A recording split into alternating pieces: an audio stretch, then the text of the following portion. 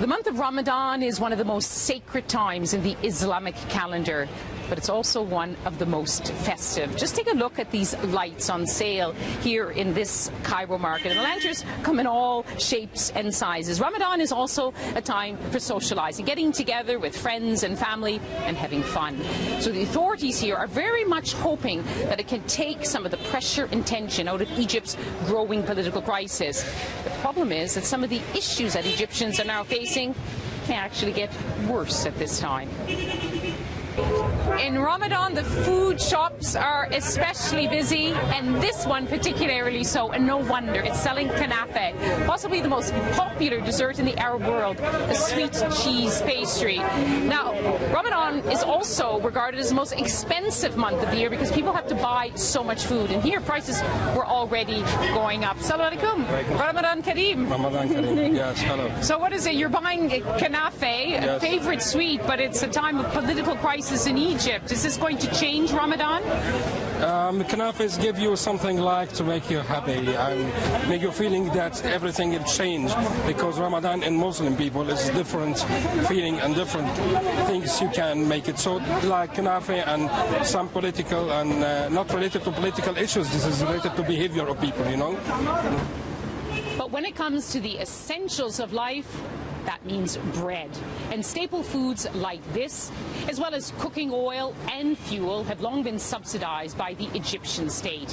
One of the first and toughest decisions the new caretaker team will have to take here is whether to accept nearly $5 billion in aid from the International Monetary Fund. But there's a condition attached. They'll have to raise these costly subsidies. And that is an extremely sensitive political decision here. So far, Egypt's new leaders have been given offers of billions of dollars in aid from rich Gulf friends, but it may not be enough to avoid these painful choices. Ramadan is also a time of charity, of helping those who need it the most. Here in Cairo, across Egypt and across the Islamic world, you'll find areas like this where tables are laid out, paid for by wealthier people to help those who have a hard time just to make ends meet. Let's just talk to someone. Assalamu alaikum. Ramadan Kareem. Ramadan Kareem to you too. You've been eating here at one of these public tables. How important is that for you? I really depend on this food because I totally depend on my salary, and I can't afford this meal every day in Ramadan. Are you worried about this Ramadan? It comes at a time when Egypt is facing a political and an economic crisis. Yeah, everybody's worried. We don't know how it will end or what's the end. And that's what Ramadan is likely to be here in Egypt. In some ways, it will make the situation easier for the authorities because people will focus on other needs, on treasured rituals.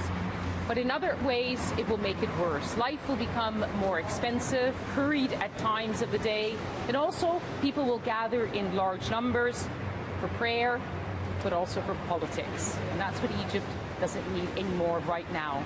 More politics at a time when there's a deepening political crisis.